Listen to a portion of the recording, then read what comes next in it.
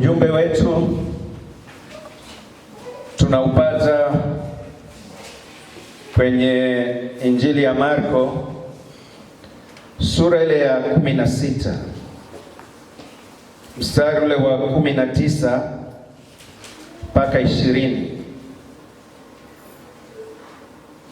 Ujumbe wetu una kichwa kinachosema kutoka na kuona matokeo yaliyokusudiwa na Mungu. Basi Bwana Yesu baada ya kusema nao akachukuliwa juu mbinguni, akaketi mkono wa kuume wa Mungu. Nao wale wakatoka wakahubiri kote kote, Bwana akitenda kazi pamoja nao na kulithibitisha lile neno kwa ishara zilizofuatana nalo. Jina la Bwana libarikiwe. Haleluya. Jambo la kwanza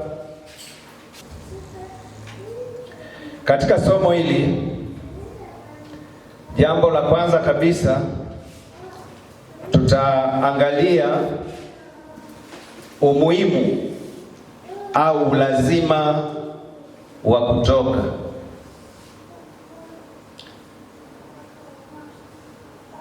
Umuhimu au ulazima wa kutoka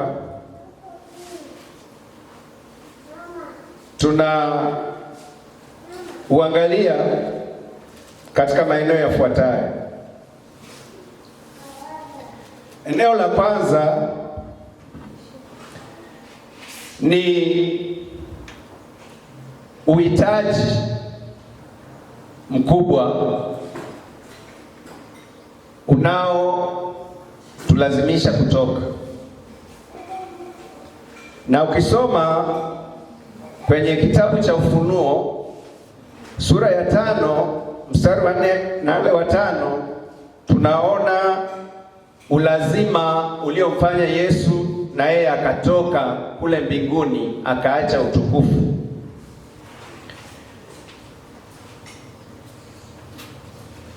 Nami nikalia sana, kwa kuwa hapa kuonekana mtu astahiliye kukifungua hicho kitabu wala kukitazama.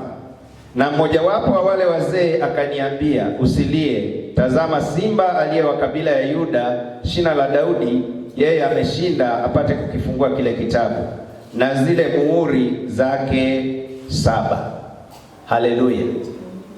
Kwa hiyo tunaona baada ya dhambi kuingia ulimwenguni,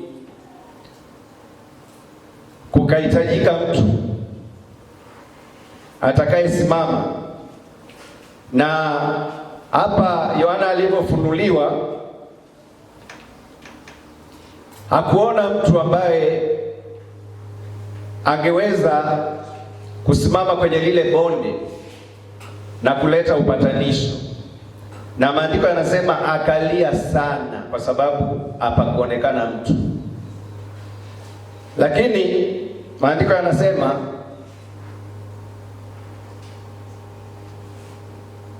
kukaonekana mtu, simba wa kabila la Yuda ambaye ni Yesu Kristo,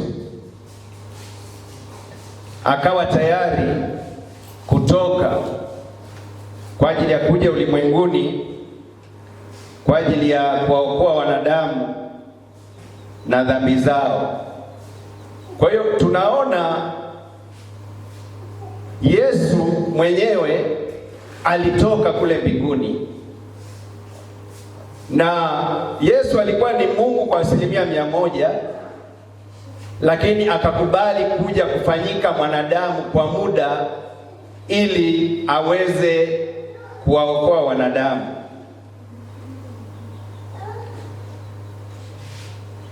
Na hapo ndipo tunapoona umuhimu wa kutoka. Ina maana kama Yesu asingekubali kutoka na kuacha utukufu. Ukisoma pia kwenye Wafilipi ile sura ya 2 mstari wa 3 mpaka wa 11 unamwelezea Yesu pamoja na kuwa yeye ni Mungu, lakini alikubali kuacha utukufu, akajinyenyekeza. Maandiko yanasema akawa kama mtumwa, akachukua namna ya utumwa. Lakini lengo lake kubwa ilikuwa tu ni kuja kutuokoa sisi wanadamu. Ukisoma pia kwenye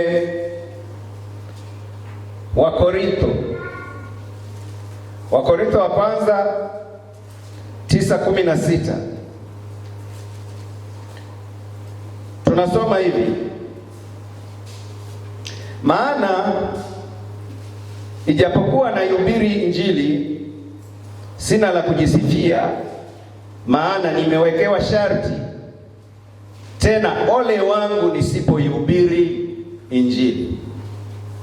Sababu Mtume Paulo naye anaona umuhimu, kama Yesu Kristo yeye aliweza kutoka na kuacha utukufu kule mbinguni, na siku moja akamtokea katika njia ya Dameski akamuokoa. Anasema na yeye baada tu ya kuokolewa amewekewa sharti, aliwekewa sharti na Yesu, na anasema ole wangu nisipoihubiri Injili. Kwa hiyo hapo tunaona umuhimu au ulazima wa kutoka, na sote tunaelewa ya kwamba mambo ya Mungu ni hiari. Ni hiari unapoingia, kuingia ni hiari, lakini ukishaingia kuna mambo ya lazima ambayo ni lazima uyafanye, ambayo ni lazima uyafuate. Kuna masharti baada ya kuingia, na hapa Mtume Paulo anasema sharti mojawapo, anasema ole wangu nisipoihubiri Injili. Na Yesu pia akiongea na wanafunzi wake anawaambia imetupasa kuzifanya kazi zake yeye aliyetupeleka kungali mchana, usiku waja wakati ambapo watu hawataweza kufanya kazi. Kwa hiyo anaposema imetupasa, ina maana ni lazima kutoka, hakuna uchaguzi, ni lazima kutoka, kutokana na kazi yenyewe. Mungu atusaidie sana. Haleluya, jina la Bwana libarikiwe. Kusoma pia kwenye Yeremia, kitabu cha nabii Yeremia sura ile ya 9 mstari ule wa 20. Yeremia 9:20.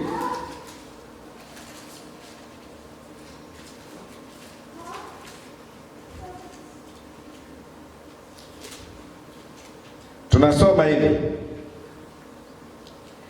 lakini lisikieni neno la Bwana, enyi wanawake, na masikio yenu yapokee neno la kinywa chake, mkawafundishe binti zenu kuomboleza, na kila mmoja jirani yake kulia. Kwa hiyo unaona, wokovu ni neno la Mungu ambalo linawahitaji watu waweze kusikia na pia waweze kulisema na pia waweze kulifundisha. Hapa anazungumzia anasema na kila mmoja na jirani yake, na kulia na kuomboleza. Mungu atusaidie sana. Haleluya. Sijui kama nimesoma sawa.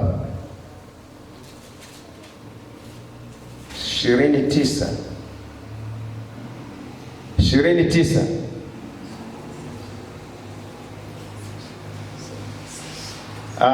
nimesoma tofauti. Anasema nami nikisema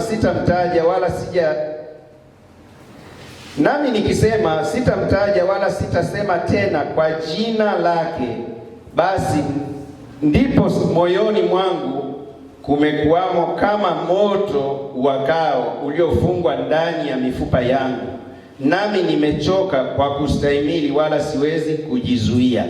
Anasema hivi, nami nikisema sitamtaja wala sitasema tena kwa jina lake. Yaani anasema nami nikisema sitamtaja. Sehemu nyingine Mtume Paulo anasema sisi tunamhubiri nani? Kristo. Sasa hapa anasema nami nikisema sitamtaja wala sitasema tena kwa jina lake, yaani kuacha kushuhudia. Anasema basi ndipo moyoni mwangu kumekuwamo kama moto uwakao uliofungwa ndani ya mifupa yangu, nami nimechoka kwa kustahimili wala siwezi kujizuia. Unaona mzigo ambao Nabii Yeremia pia alikuwa nao, kwamba nisipowaambia watu habari za Mungu,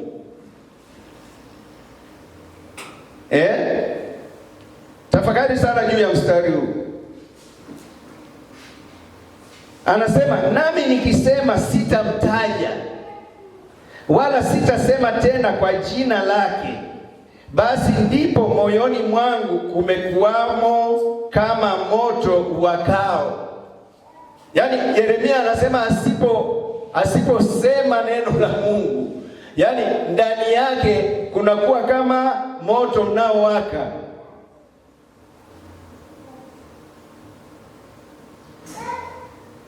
Uliofungwa ndani ya mifupa yangu, nami nimechoka kwa kustahimili wala siwezi kujizuia. Huwezi kujizuia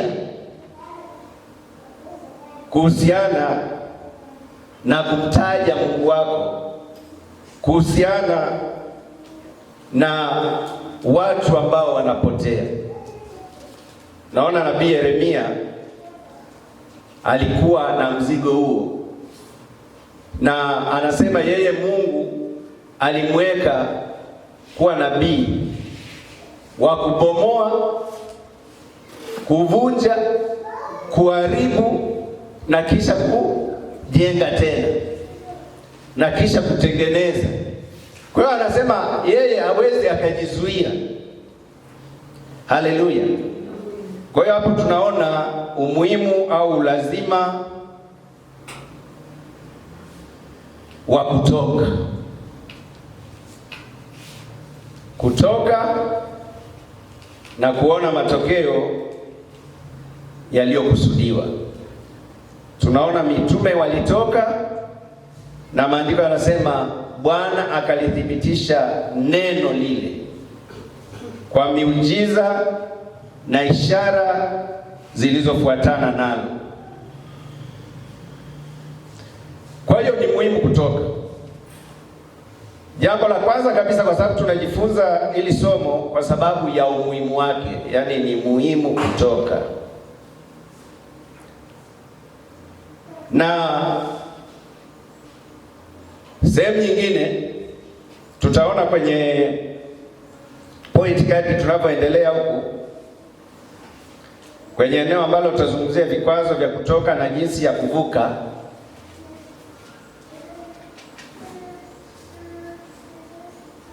Tunaona miguu ya watu wanaotoka maandiko yanasema miguu yao ni mizuri kama nini?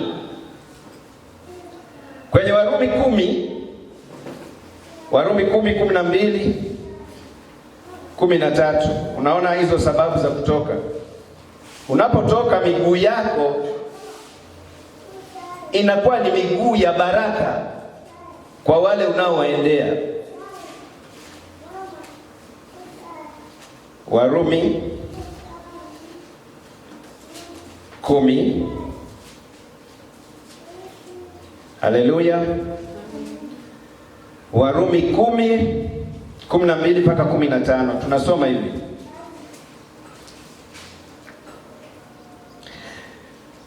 Kwa maana hakuna tofauti ya Myahudi na Myunani, maana yeye yule ni Bwana wa wote, mwenye utajiri kwa wote wamwitao.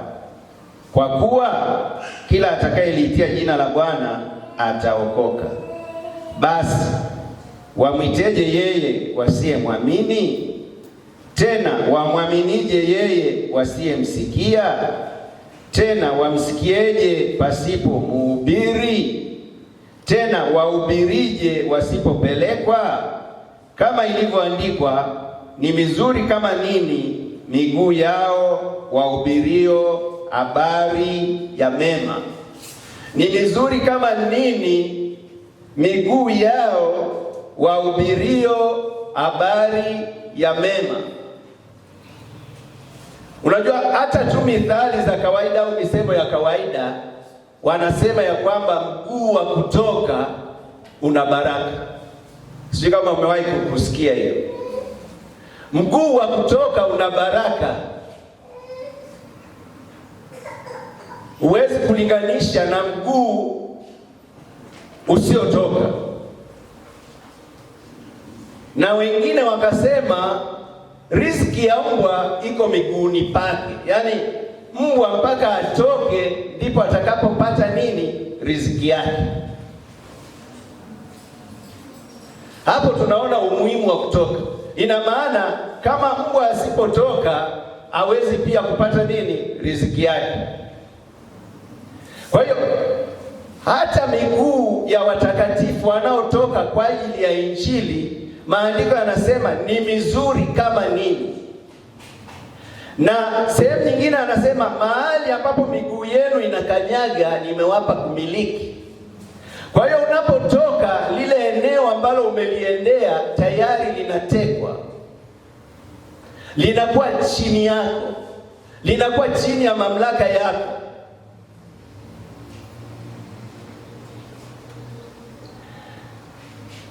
Nina ushuhuda wakati nimeenda kutembelea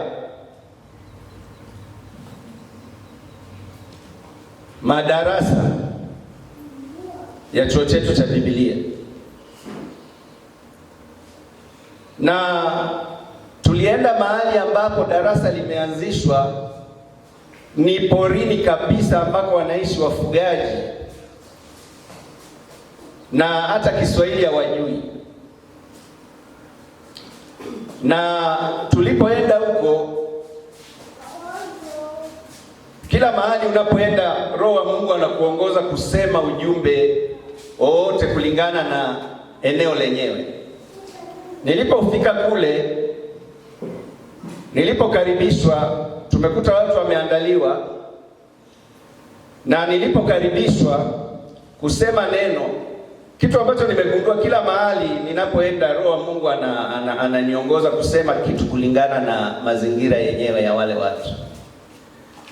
Na pale Roho wa Mungu akaniongoza, nikazungumza juu ya kuachana na kutegemea miungu mingine pamoja na waganga na wachawi, hata haya mambo ya kuzindika nyumba, sijui kuweka mbegu, kuweka dawa mbegu shambani. Na kulikuwa na mtu wa kunitafsiria Kisukuma, wenyeji wa kule walikuwa ni Wasukuma. Na Nilipomaliza kuzungumza kuhubiria lile neno la Mungu, dada mmoja akasema anahitaji kuombewa, na alikiri wazi kwamba amekuwa akisumbuliwa na mapepo. Alikuwa anajua tatizo lake, na tukamwekea mikono. Yale mapepo yakafanya fujo kidogo, lakini tukayadhibiti, yakafanikiwa kutoka. Baada ya kutoka, kulikuwa na wabibi fulani pale, na wao wakawa wameamini, na bibi mmoja akaniomba. Alikuwa anazungumza Kisukuma lakini mimi natafsiriwa. Akaniomba akasema, ninaomba unipe jina ambalo mimi nitabatizwa nalo. Unichagulie jina ambalo mimi nitabatizwa nalo. Na mimi haikuwa kitu rahisi kwangu tu kwamba utatamka tu kirahisi,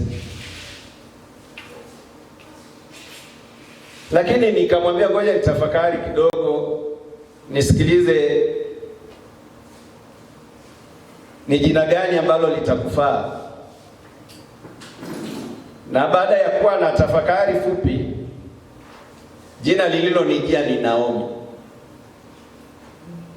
Nikamwambia wewe utaitwa Naomi, na maana ya Naomi ni kupendeza, kwamba maisha yako kuanzia sasa yanapendeza. Haleluya, jina la Bwana libarikiwe. Na kuna wamama wengine ambao walifurahia sana na wakaikubali hii imani.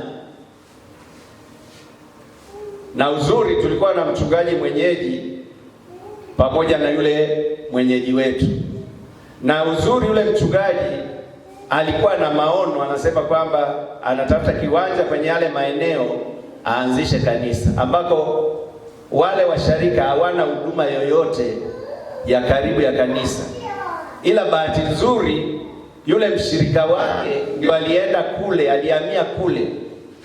Mnaona watu mnaohamia, yaani unapohamia, ikitokea Mungu amekupeleka sehemu fulani, Mungu hataki ujiunge na kanisa nyingine, kwa sababu hiyo sio kujenga ufalme.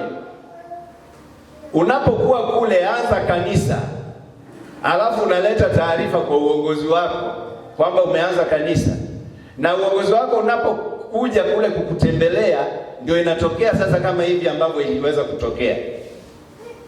Na nikamsisitiza yule mchungaji mwenyeji wangu kwamba hakikishe kule wanafungua nini? Kanisa. Na nimekuwa nikimuuliza na kufuatilia wale waamini wetu wanaendeleaje.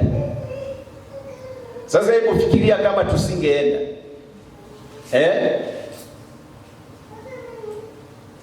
Hayo yote yasingetokea. Mungu atusaidie sana. Kwa hiyo hapo unaona umuhimu wa kutoka baada ya kuona matokeo. Unaanza kuona umuhimu wa kutoka, hata kama ulikuwa ni mvivu, lakini unahamasishwa na yale matokeo. Yaani unatamani uende kila wakati kutokana na ule mwitikio.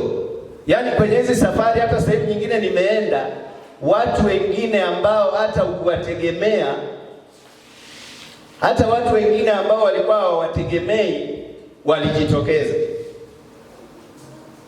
Watu ambao wenyeji wao hata pale wanashangaa, wanasema hao watu tuko nao siku zote hapa, lakini huwa hawana habari kabisa na mambo ya Injili. Lakini unaona leo wametoka, wamekuja na wamesikiliza mwanzo mwisho, na wameshikwa na uwepo wa Mungu. Kuna wengine mpaka tunasema jamani, sisi tunaendelea, tuna kazi nyingine tena, wanatamani tuendelee kuwa nao, kutokana na ule uwepo wa Mungu, ile nguvu ya Mungu inayokuwepo pale. Mungu atusaidie sana. Mungu atusaidie sana, tuone umuhimu wa kutoka. Sawa? Kutoka kunalipa. Unajua hakuna faida katika ulimwengu huu kama ya roho za watu, kuziokoa roho za watu.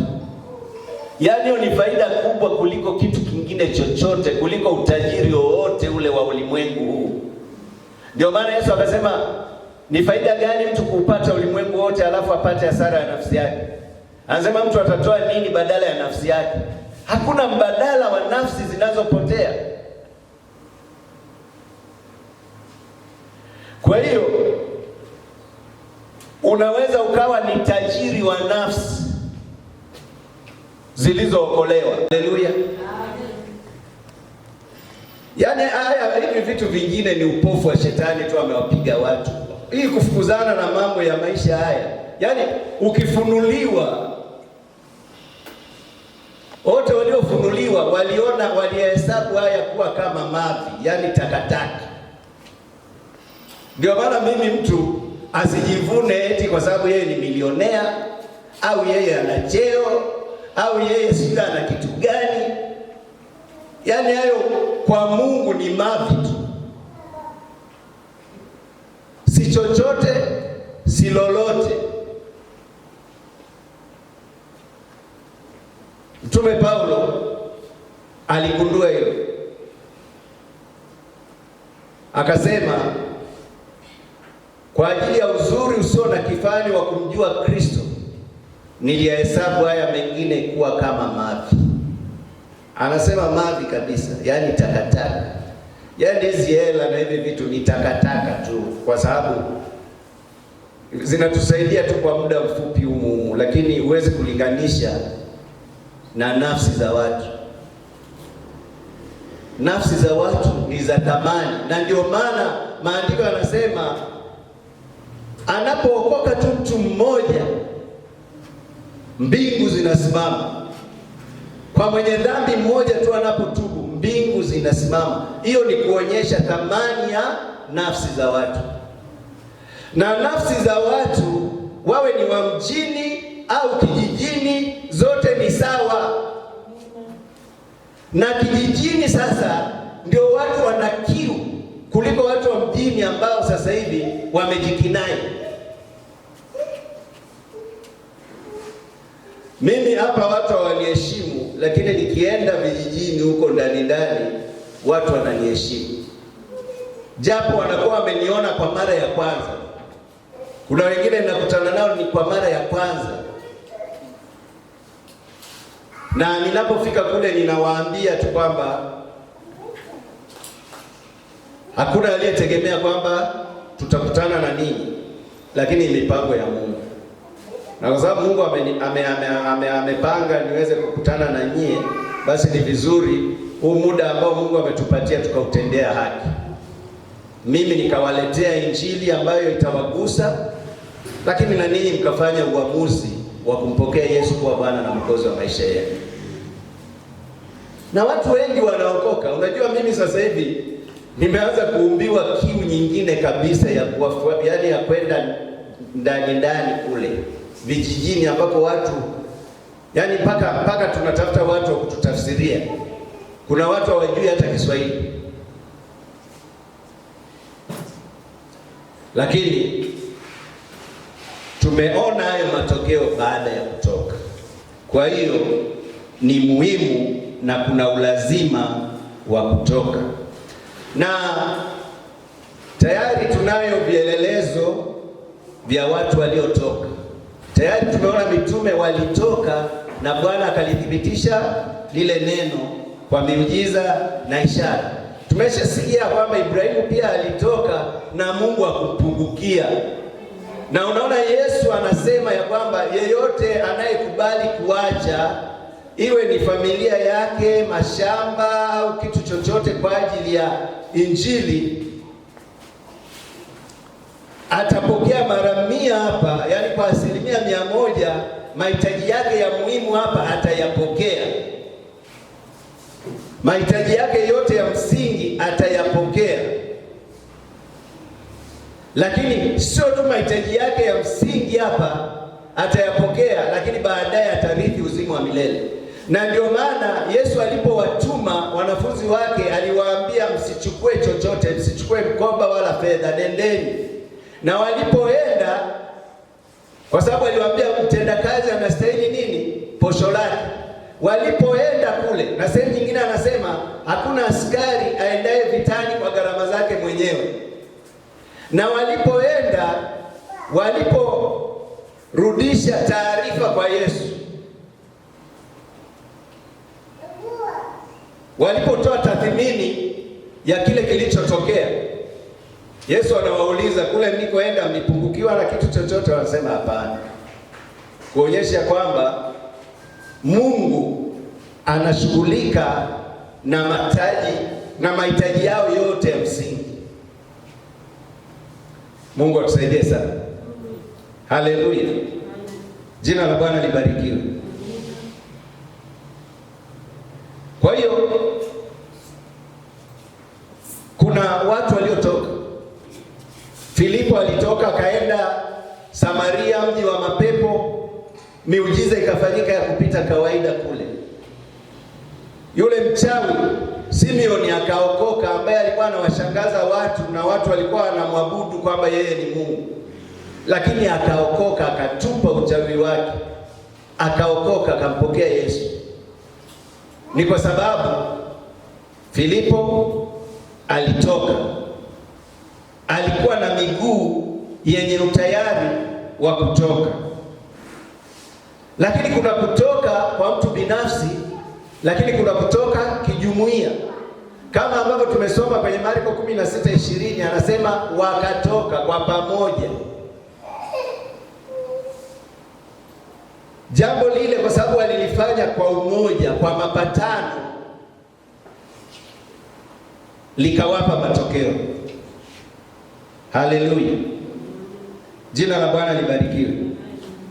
Na sisi pia kanisa la sasa, maandiko yanasema ya kwamba tumejengwa juu ya msingi wa mitume na manabii. Yaani kile ambacho mitume walikifanya, kama mitume walitoka na wakaenda na Mungu akalithibitisha neno kwa ishara na maajabu zilizofuatana nalo, na sisi kwa sababu tumejengwa katika misingi ile ile, na sisi ni vivyo hivyo, yaani hakuna tofauti. Kama tukitoka, Mungu ni yeye yule, Roho ni yeye yule, Bwana atalithibitisha neno lake na ishara kama alivyofanya kwa wenzetu waliotutangulia. Haleluya, jina la Bwana libarikiwe. Kwa hiyo tuna vielelezo vya kutoka, tuna sababu ya kutoka. Hatuna sababu ya kukaa. Sasa kwenye kutoka kuna vikwazo vya kutoka na jinsi ya kuvivuka. Yaani nitakuwa nazungumza vitu vyote. Naeleza kikwazo, lakini pia naeleza na namna ya kukivuka. Kikwazo cha kwanza ni kupoteza hamu au kiu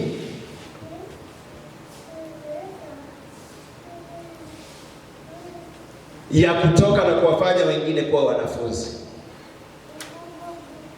Najua tunaishi katika siku za mwisho, nyakati ambazo tunaambiwa ni nyakati za hatari. Upendo wa wengi utapoa. Tunashuhudia kupoa kwa upendo wa wengi, na upendo wa wengi unapopoa, watu wanapoteza ile kiu ya kuyafanya mapenzi ya Mungu, hasa yale ambayo ni mambo ya msingi. Na moja ya mambo ya msingi ni kutoka, na ndio maana ile agizo la kutoka, ukisoma kwenye Mathayo 28:19 mpaka 20, linajulikana kama agizo kuu. Mungu atusaidie sana. Haleluya.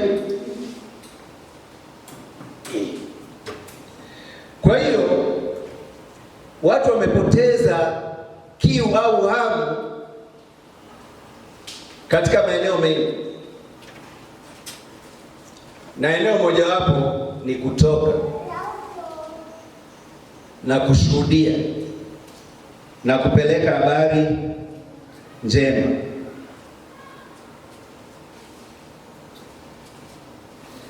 Na tunaona baada ya Yesu kufufuka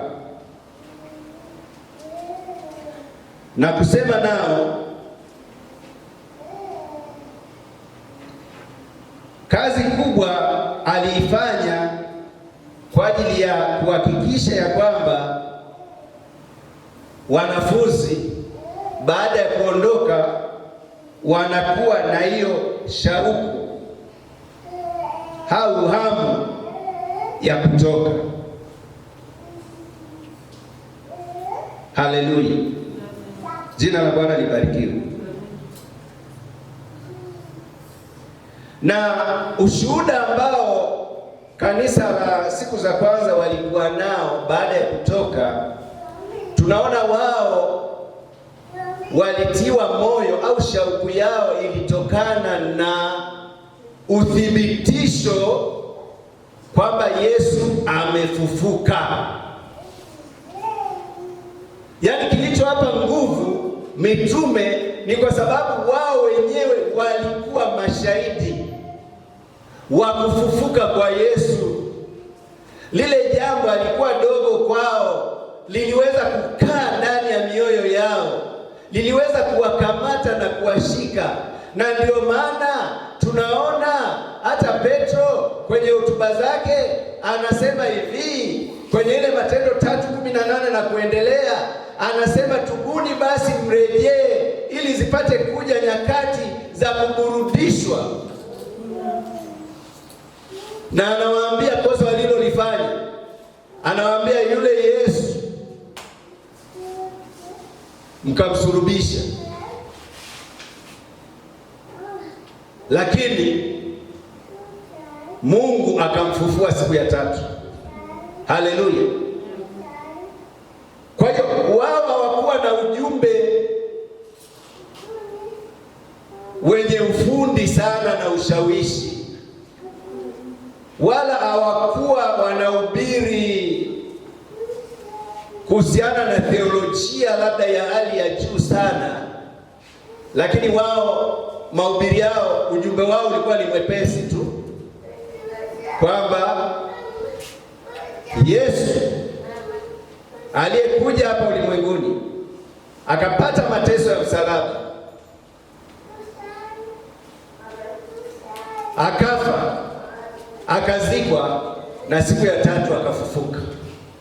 Kila anayemwamini Yesu na kuamini ile kazi ya Yesu aliyoifanya pale msalabani anao uzima wa milele baada ya kutubu. Ujumbe wao ulikuwa rahisi tu, walihubiri tu habari ya ufufuo wa nani? Wa Yesu. Na jambo jingine wakasema, na sisi tu mashahidi kwa yale aliyotutendea, kwamba baada ya Yesu kukamatwa na kuteswa na kuuawa, tulikuwa tumekata tamaa, tulikuwa tumevunjika moyo, tulirudia nyavu zetu kama Petro, lakini baada ya Yesu kufufuka akatutia moyo, na ndio maana sasa hivi tunawaambia hizi habari. Wanawaambia watu, zamani za ujinga Mungu alijifanya kama haoni dhambi za wanadamu, lakini sasa anawaagiza watu wa kila taifa na jamaa na lugha watubu, kwa sababu ameiweka siku ambayo uhukumu ulimwengu kwa haki. Haleluya, jina la Bwana libarikiwe. Kwa hiyo unapokuwa umepoteza hamu au kukosa shauku,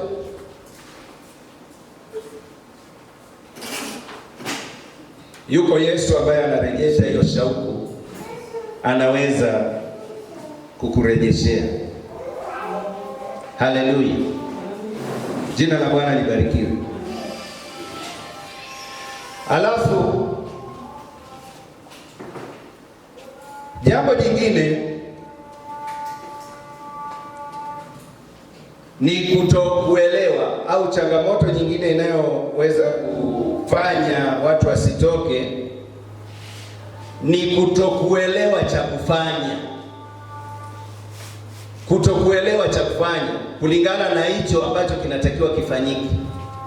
Yaani mtu hana ujuzi wa kile alichoambiwa kukifanya.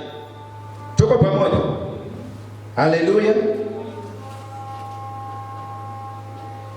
Na tunakuwa na watu wa aina mbili.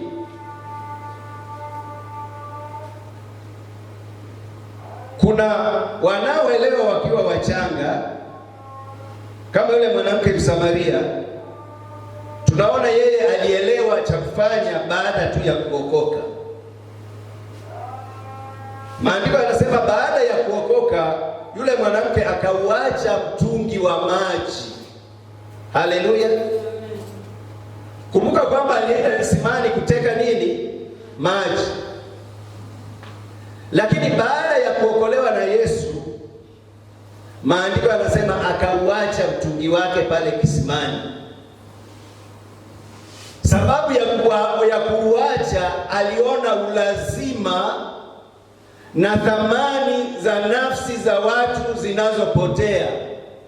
Aliona uzito wa kuwaeleza habari njema watu wa mji wake. Kwa hiyo akaona hata yale maji aliyoyafuata pale kisimani, maji ya kawaida, hayana thamani kuliko roho za watu. Na unaona mguu wake wa kutoka ulivyomjibu. Maandiko yanasema wale wote walioambiwa kule mjini, wote wakamiminika kwenda kule Yesu alipokuwa. Na walipofika kule wakamsikiliza Yesu, wanamwambia mwanamke Msamaria, sio kwa sababu wewe ulituambia, lakini sisi wenyewe baada ya kumsikiliza tumejiridhisha ya kwamba huyu ni Masihi, huyu ni Mwokozi wa ulimwengu, na kwa sababu tumejiridhisha, na sisi tuko tayari kuokoka. Haleluya, jina la Bwana libarikiwe.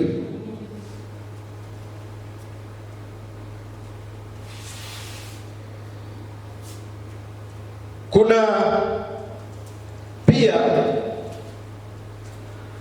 kipofu, na kunakutajia watu ili usiwe na udhuru au sababu ya kusema kwamba wewe ni mchanga, au watu wachanga hawapaswi kufanya nini? Kushuhudia.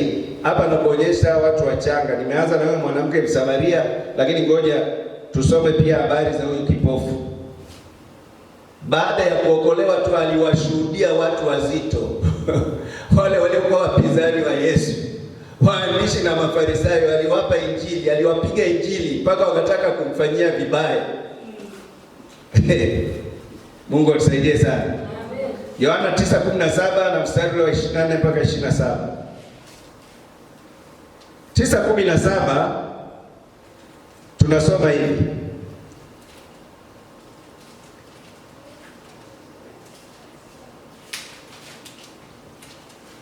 basi wakamwambia yule kipofu mara ya pili, wewe wasemaje katika habari zake, kwa vile alivyokufumbua macho? Akasema, ni nabii. Haleluya. Unaona, huyu ni mchanga, anaulizwa kuhusu Yesu, anasema ni nabii. Basi unajua, ukiwa mchanga usiongee maneno mengi. Haleluya. Ongea tu kwa kifupi, lakini point. Haya, tunaendelea kwenye ile mstari wa 24 mpaka 27. Anasema hivi: basi mara ya pili wakamwita yule mtu aliyekuwa kipofu, wakamwambia, mpe Mungu utukufu, sisi tunajua ya kuwa mtu huyu ni mwenye dhambi. Basi yule mtu akajibu kwamba yeye ni mwenye dhambi sijui, najua neno moja. Najua nini? Sijui mambo mengi. Najua neno moja, lakini hilo neno moja ndilo ambalo limenipatia wokovu. Uhitaji mambo mengi, neno moja tu linatosha. Yule akida akasema, sema neno tu na mtumishi wangu atapona. Neno la Mungu hata kama ni moja, lakini lina nguvu. Haleluya. Jina la Bwana libarikiwe.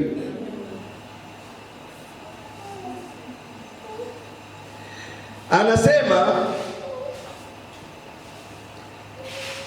najua neno moja, kuwa mimi nalikuwa kipofu na sasa naona.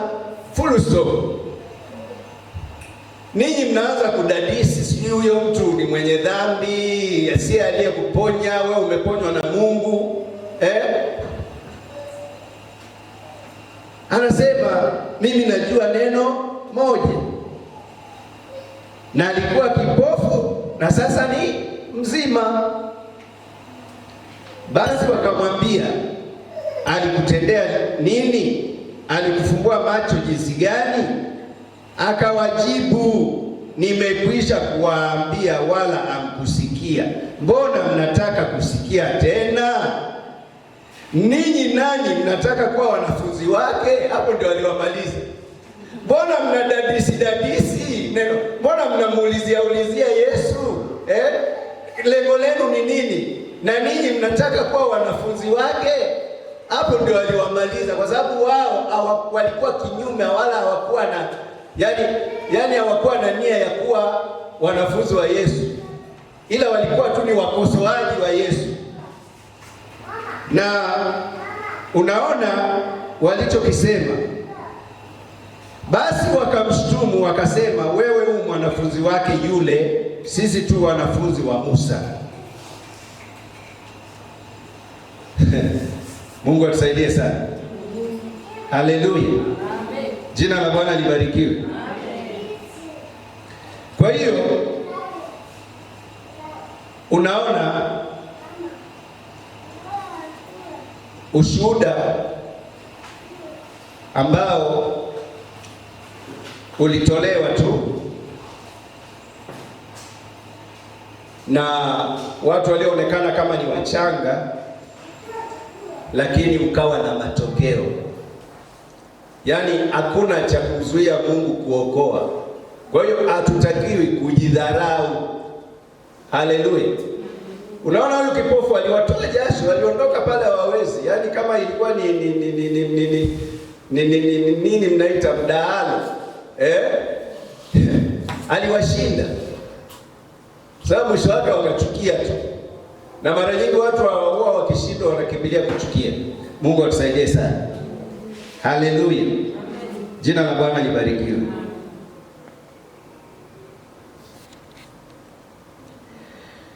Na kikwazo kingine ni kutotendea kazi maagizo au maagizo ya Yesu.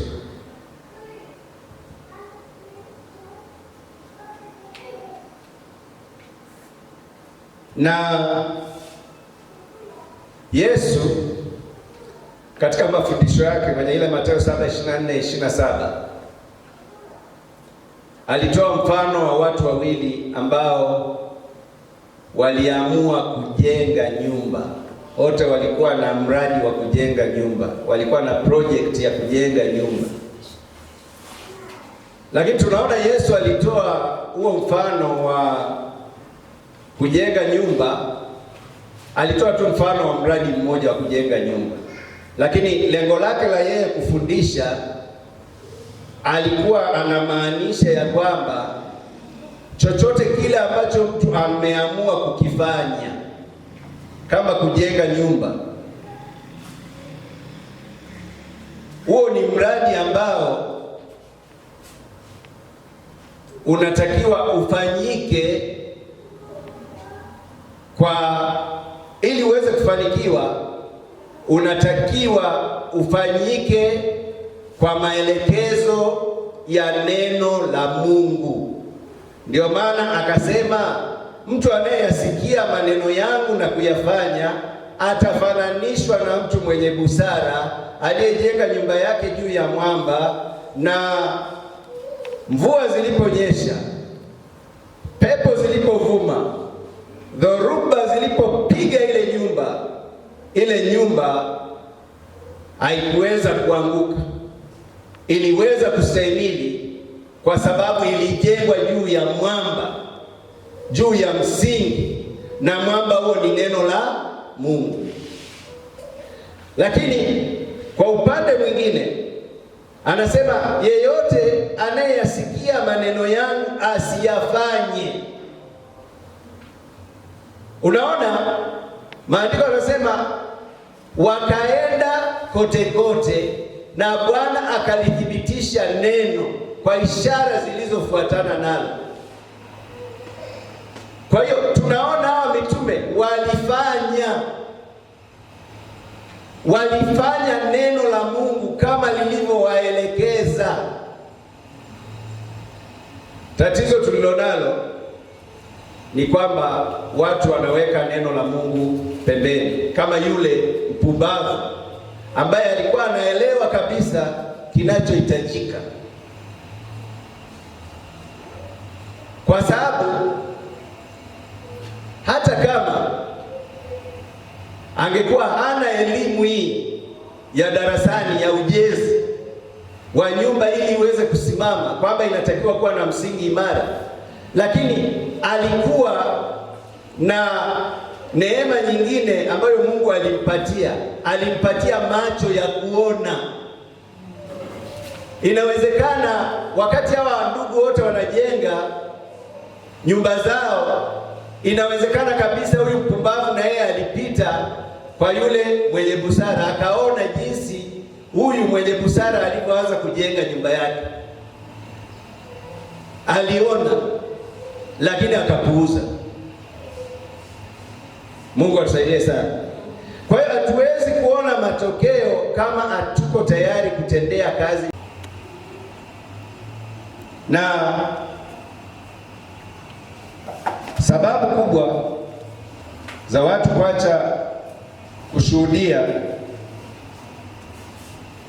ni kupoteza upendo wa kwanza, kama ambavyo nimesema. Kwenye Warumi anasema msiwiwe na mtu chochote isipokuwa kupendana, kwa sababu anayempenda mwenzake ameitimiza nini? Sheria. Mungu atusaidie sana. Haleluya. Jina la Bwana libarikiwe.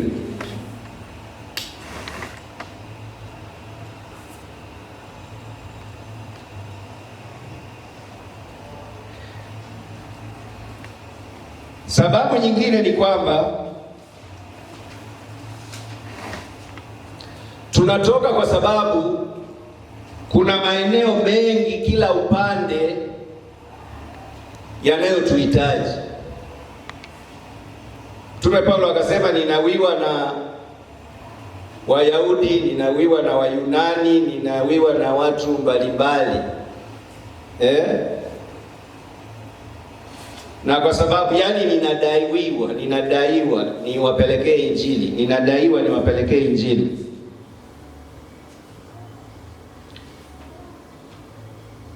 Kwa hiyo hata mitume walitoka kwa sababu ya kuwiwa, yaani kujiona wanadeni, kujiona unadeni.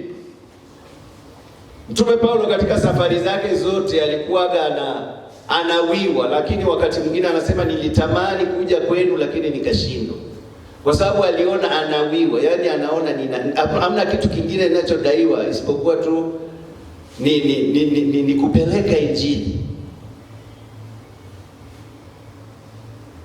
Mungu atusaidie sana. Haleluya. Lakini kikwazo kingine ni ujumbe uliopotoshwa au ujumbe uliokengeuka kuhusu wokovu kwa kuepuka kusudi lake.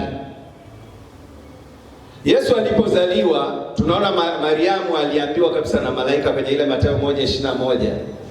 Aliambiwa kabisa kwamba Yesu amekuja kuwaokoa wenye dhambi. Ule mstari wa 21 ndio unaonyesha kusudi la nini, la ujio wa Yesu.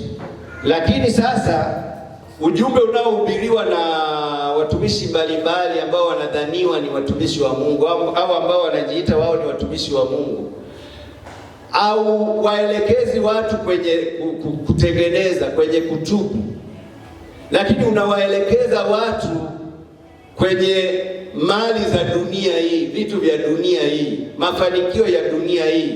Wamekuja na fundisho la mafanikio, wanaita prosperity doctrines. Wamekuja na hayo mafundisho, lakini hawawaambii watu kuhusiana na dhambi zao. Wanawaambia juu ya mafanikio ya kimwili, mafanikio ya kuwa na gari, mafanikio ya kuwa na nyumba, mafanikio ya kuwa na utajiri, mafanikio ya kujilimbikizia mali.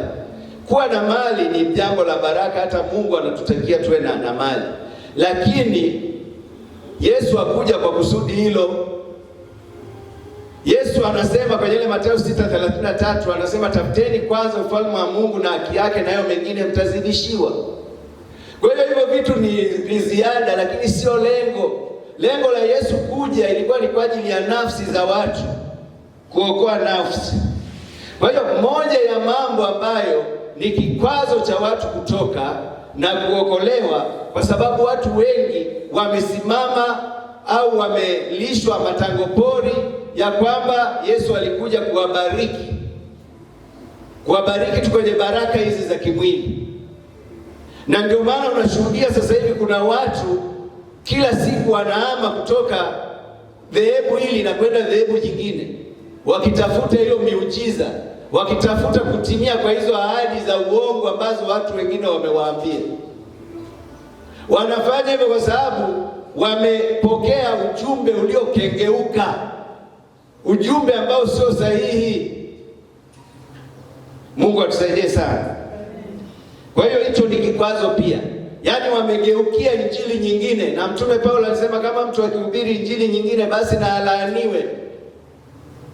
Wameacha ile injili ya kweli inayozungumza na kuwahimiza juu ya maisha yao, juu ya wokovu wao.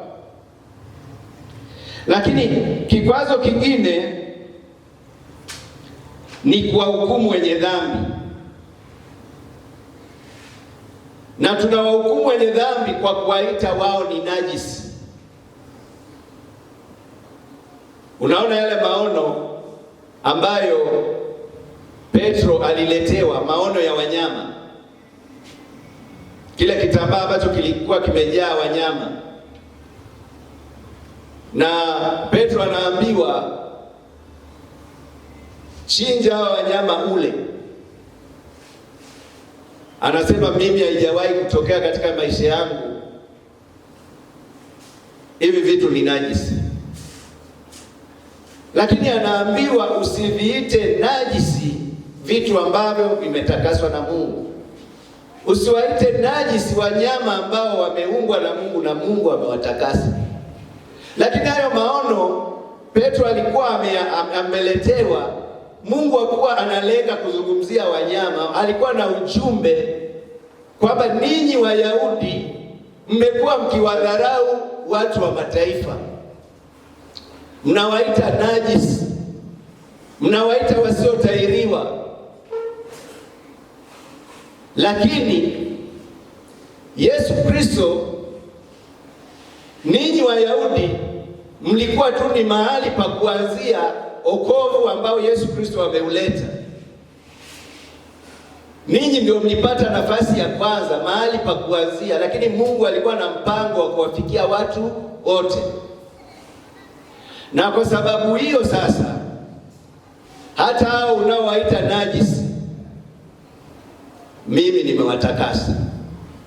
Kwa sababu damu yangu ya thamani niliyoimwaga haikumwagika kwa ajili ya Wayahudi peke yao, ilimwagika pia kwa ajili ya watu wa mataifa. Haijalishi, bila kujali hali zao, bila kujali kabila zao, bila kujali umasikini wao. Damu ya Yesu Kristo ilimwagika kwa ajili yao, na kwa sababu hiyo sasa Petro kuanzia siku hiyo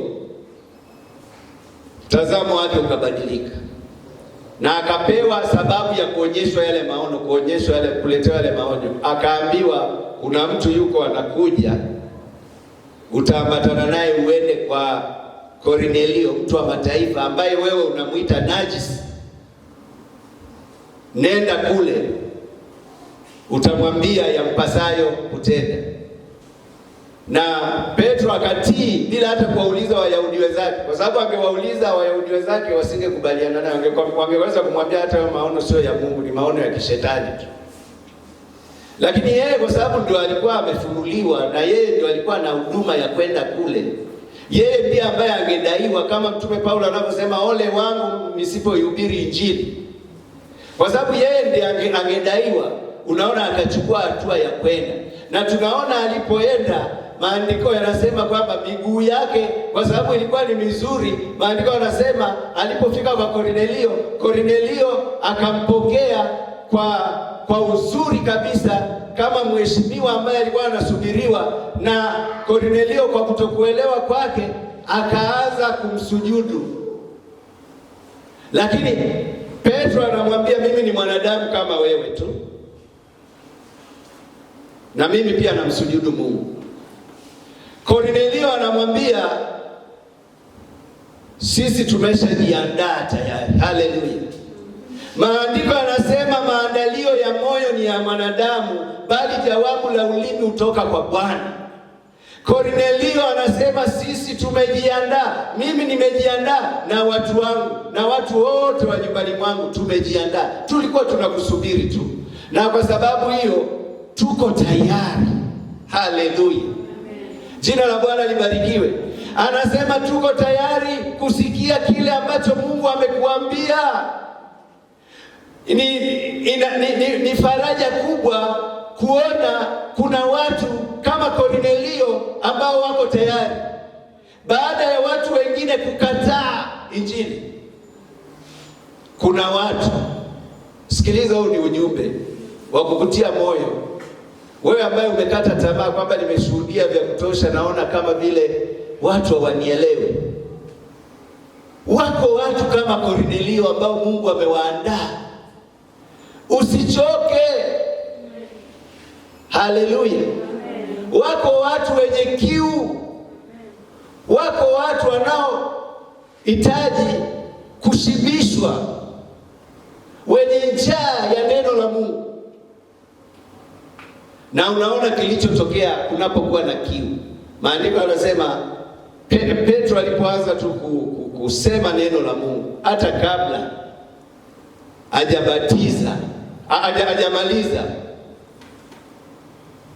Bwana akalithibitisha neno lake kwa miujiza na ishara zilizofuatana nalo. Unapomkiri Yesu, yeye mwenyewe atasimama kuthibitisha neno lake. Tunaona Petro alimkiri Yesu, akasema alimkiri kama ilivyokuwa kwa Yohana Mbatizaji. Anasema mimi sistahili hata kulegeza idamu za viatu vyake. Kwa hiyo Kornelio anapomsujudu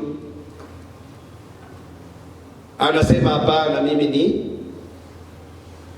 mwanadamu tu kama wewe. Ni neema tu ya Mungu hata mimi kuja hapa, hata sikutegemea maishani, kwa sababu nilikuwa najua ninyi ni najisi, ninyi ni watu wachafu, ninyi ni watu wa kudharauliwa, na hata kuwasaidia hatuwezi tukawasaidia. Kwa hiyo unaona, Wayahudi walifikiri kwamba watu wa mataifa ambao ni mimi na wewe, kama vile sisi sio sehemu ya ule wokovu ambao Yesu aliuleta. Mungu atusaidie sana. Kwa hiyo na watu waliookoka sasa hivi walio wengi wanawahukumu wenye dhambi. Yaani wameshawahukumu kabisa kwamba, na maandiko yanasema msihukumu msije mkahukumiwa. Yaani mtu ameshasema kabisa huyu ni labda ni ana dini fulani hawezi kuokoka. Huyu kwa sababu ni mchawi hawezi kuokoka. Na wengine wanatumia maneno yale, usimwache mchawi aishi. Usiache mwanamke mchawi aishi. Sasa mimi wanawauliza, wewe unalosimamia hilo andiko umeshaua wanawake wangapi? Tupe takwimu zako ulizoua. Na kama umeua, alafu unakuaje salama wakati mamlaka zipo ambazo zinasimamia ya kwamba mtu anapoua ni kosa la jinai, adhabu yake ni kunyongwa au kifungo cha maisha. Itategemea umeua kwa namna gani. Mungu atusaidie sana. Haleluya, jina la Bwana libarikiwe. Na maandiko yanasema njoni tusemezane, asema Bwana, dhambi zenu zijapokuwa jekundu kama bendera, nitazisafisha na kuwa nyeupe kama theluji. Lakini sisi tunawahukumu watu. Kwa hiyo hilo ni tatizo pia. Hatutakiwi kuwahukumu wenye dhambi, tunatakiwa tuwe nao karibu. Yesu alilaumiwa na waandishi na Mafarisayo kwa sababu alisema huyu ni rafiki zake na wenye dhambi, anakula na wenye dhambi. Na wakaenda mbali zaidi, wanasema Yesu anakula na wenye dhambi kwa sababu yeye ni mlafi. Sasa Yesu akasema nikifananishe na nini kizazi hiki? Yohana alikuja hali wala kunywa kwenye majumba yao, anashinda tu mtu wa watu kule porini, anakula nzige tu na asali, na anawahubiria watu wamemfuata huko. Wakasema huyu ni kichaa, mwenda wazimu, anaishije porini, ana mapepo huyu. Unajua watu hawana jema. Watu hawana zuri. Wewe ni kufanya kile ambacho unaona kwamba Mungu anataka ukifanye. Mungu atusaidie sana. Haleluya. Lakini kikwazo kingine ni kutokuwa na ushuhuda kwa kuzaliwa mara ya pili. Maandiko yanasema kila aliye na mwana anao ushuhuda ndani yake. Yaani ushuhuda maana yake ni kwamba unakuwa na kumbukumbu kabisa. Unajua kabisa, hata ukiulizwa, hata kama utakuwa umesahau tarehe, lakini utakumbuka mwezi. Hata kama utakuwa umesahau mwezi, utakumbuka mwaka ambao Yesu alikutana na maisha yako. Maisha yako yalipobadilishwa. Unajua, utakuwa unajua. Huo ndio ushuhuda sasa. Kwa hiyo unapokuwa na huo ushuhuda kama ilivyokuwa kwa mitume, ndipo unapoweza kuwa shahidi. Kwa sababu wewe mwenyewe ndiwe shuhuda, na ushahidi unaokubalika ni wa wewe mwenyewe. Kusikia na kuona. Unajua mitume kabla ya Yesu kufufuka walikuwa wamesikia Yesu akizungumza nao, lakini baada ya kufufuka Yesu waliona wao wenyewe kwa macho yao. Kama Tomaso ambaye alikuwa haamini, aliona na akaruhusiwa kuweka vidole vyake kwenye mikono ya Yesu iliyokuwa na matobo ya misumari aliyogongomelewa na askari wa Kirumi. Haleluya, jina la Bwana libarikiwe. Kwa hiyo tunaona hata walipokuwa wanashuhudia